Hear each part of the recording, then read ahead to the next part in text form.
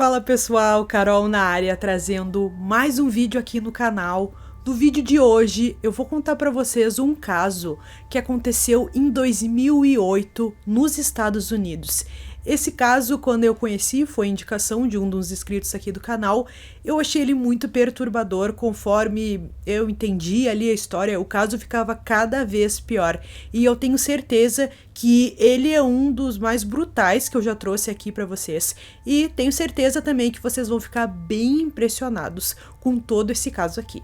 Se você se interessa por esse tipo de conteúdo, casos criminais resolvidos, de mistério, convido você a se inscrever aqui no canal. Todas as semanas eu trago esse tipo de conteúdo, nas segundas, quartas e sextas, sempre às 7h30 da noite.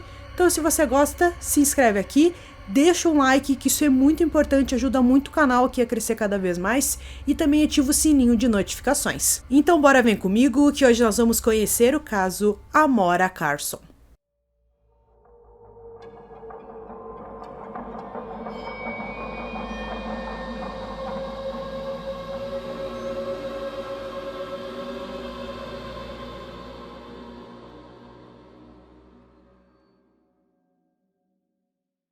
No ano de 2008, em janeiro, Blaine Millan conheceu uma jovem chamada Jessica Carson.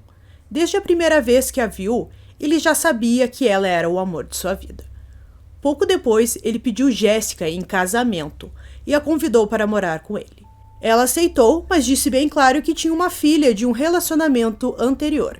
Isso não foi nenhum problema para Blaine, pelo contrário. Ele se apegou muito à filha de Jessica, chamada Amora, que estava com poucos meses de vida. O casal foi morar junto em Lake Shirok, no Texas, e Blaine contava para todo mundo que as primeiras palavras de Amora foram papai. Blaine teve uma infância complicada. Quando estava na 4ª série, foi afastado da escola e continuou com o ensino em casa. Sua mãe diz que seu filho nunca amadureceu. Depois, ele começou a usar drogas como metanfetamina e até tentou tirar a própria vida em algumas ocasiões.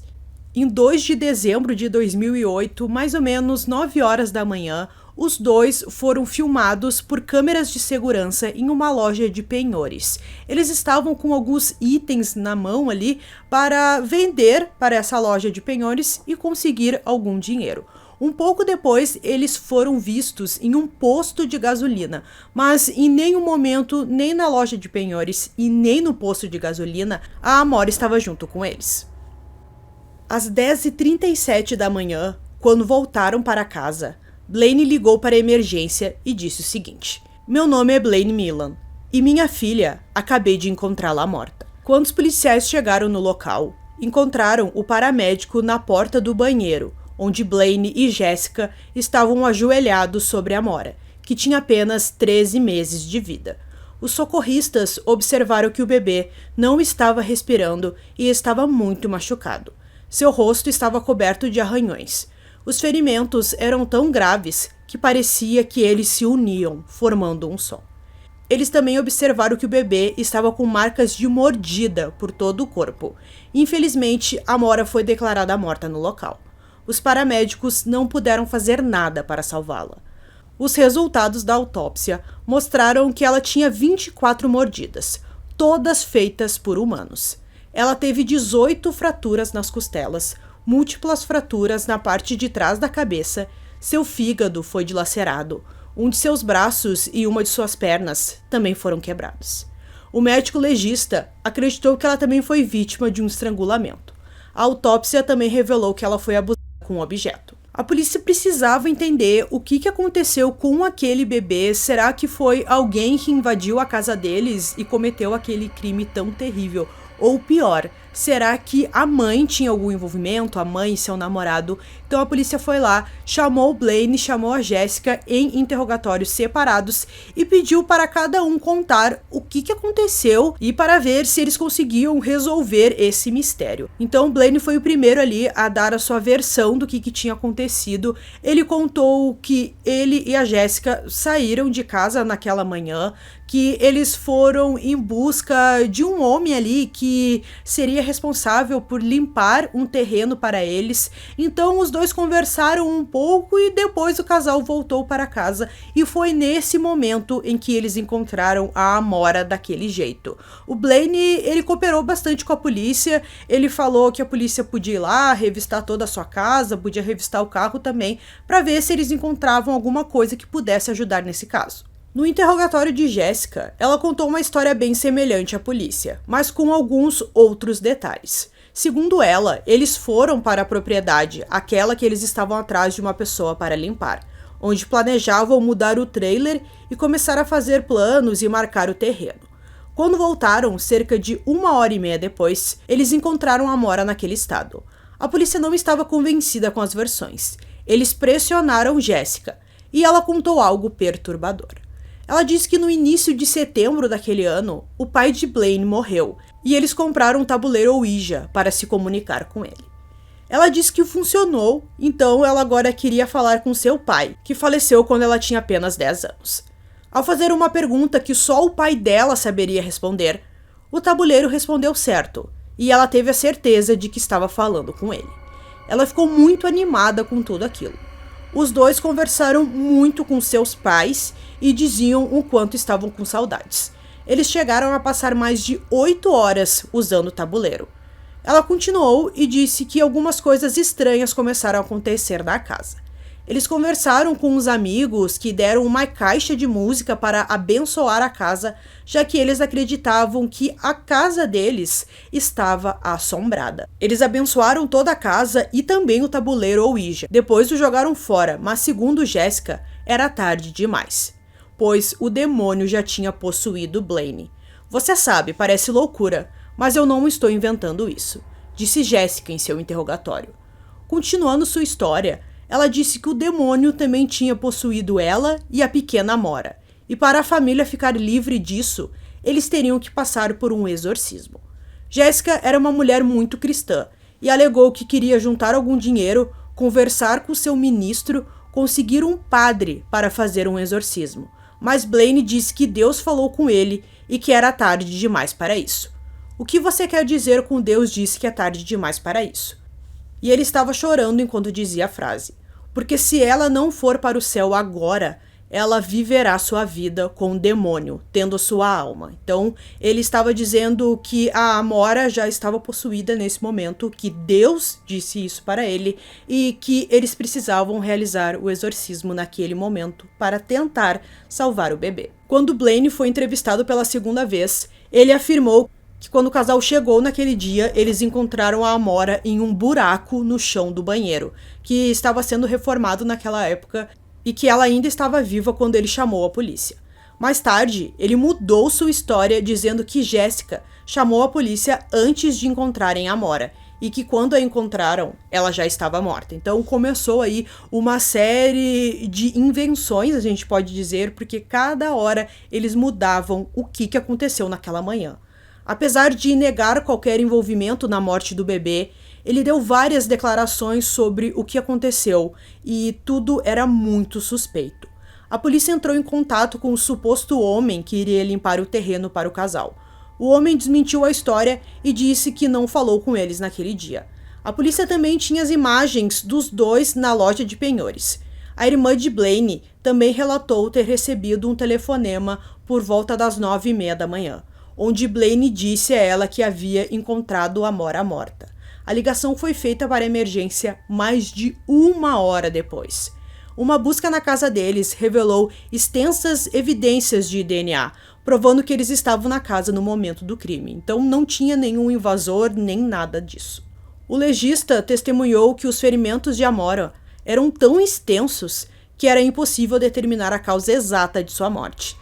Eles também foram capazes de combinar as marcas de mordida em Amora. Jessica foi responsável por uma mordida no corpo do bebê e Blaine fez as outras que restaram. Não havia evidências de que o casal usava drogas. As autoridades não encontraram nada na casa que indicasse o uso. Blaine e Jessica foram presos e acusados pela morte de Amora.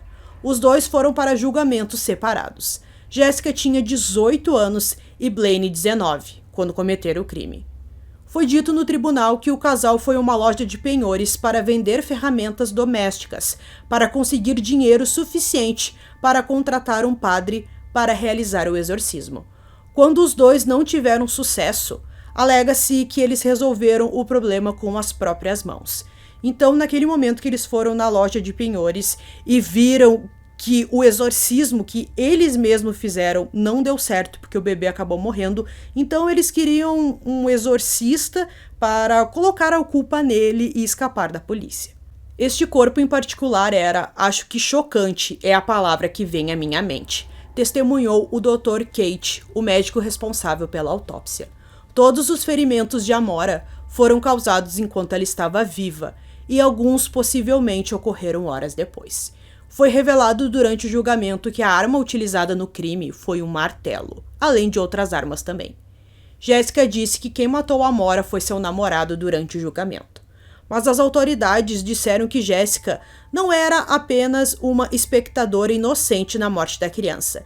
Embora concordassem que o Blaine foi quem matou a criança, ela disse que enquanto ele mordia o bebê, ele gritava o nome de Jesus para expulsar os demônios.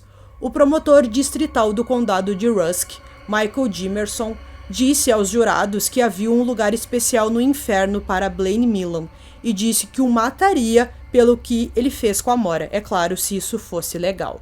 As autoridades questionaram como Jéssica poderia estar na casa enquanto Blaine machucava a Amora e ela nem ao menos tentou defender a sua própria filha. Durante o tribunal, o promotor perguntou ao júri se Jéssica realmente achava que o bebê estava possuído por um demônio, porque ela não tentou levá-lo a uma igreja ou, sei lá, a um médico. Se você acha que há um demônio em seu filho, você a leva ao médico. Você não depende de seu namorado, que é um viciado em metanfetamina e agressor sexual, para cuidar disso. A promotora Lisa Tanner, do caso, descreveu Jessica Carson como uma mulher que sacrificou sua filha para um monstro. Membros do júri chegaram a passar mal quando as fotos do bebê foram apresentadas como provas. Alguns disseram que nunca mais iriam esquecer o que viram naquele julgamento. As autoridades observaram que a história de Jéssica sobre como Amora morreu mudou várias vezes, mas ela disse às autoridades que foi ideia dela inventar uma história para contar aos investigadores. Então, no meio do caminho, eles mais ou menos se perderam. Durante o julgamento, ela alegou que Blaine era controlador e violento. Jessica Carson foi considerada culpada de homicídio em primeiro grau com o uso de uma arma mortal na morte contundente de seu bebê, que tinha apenas 13 meses. O juiz distrital do condado de Rusk sentenciou Jéssica à prisão perpétua, sem liberdade condicional. Durante o julgamento de Blaine, seus advogados focaram em Jéssica como assassina. O julgamento dele teve que ser transferido do condado de Rusk, onde o crime ocorreu, para o condado de Montgomery, devido que o caso ficou muito famoso. No julgamento de Blaine, ele foi condenado à morte por injeção letal pela morte de Amora. Em 2021, Blaine Millan, que estava com 31 anos, teve a sua execução suspensa. Seu advogado entrou com um pedido de suspensão da execução em 11 de janeiro, e o Tribunal de Apelações Criminais do Texas concedeu a suspensão e devolveu o caso ao Tribunal de Primeira Instância. Uma audiência de deficiência intelectual foi ordenada.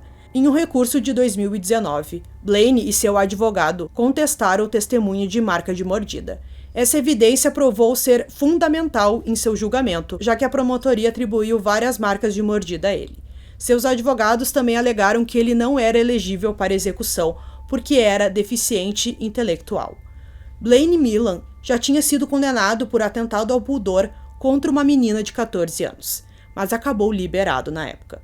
Sua condicional proibia de ter qualquer contato com crianças fora de sua família, mas ele não respeitou isso e morou por alguns meses com a filha de Jéssica até cometer o crime. Por diversas vezes, a polícia foi chamada até a casa do casal pelos vizinhos, que diziam ouvir muitos gritos, que brigas entre os dois eram muito frequentes. Também foi dito pelos amigos ali, as pessoas próximas a Jéssica, que ela mudou completamente depois que começou a namorar com o Blaine. Ela ficou muito mais reclusa, ela praticamente não falava com ninguém, nem mesmo com a sua família. Então, pessoal, concluindo esse caso aqui para vocês, realmente, como eu disse no início do vídeo, acredito que esse é um dos casos mais brutais que eu já trouxe aqui para vocês, porque envolve um bebê que tinha apenas 13 meses, né? Um bebê indefeso que só tinha sua proteção com a sua mãe. E mesmo assim, a mãe, né, não protegeu o bebê naquele momento. A gente viu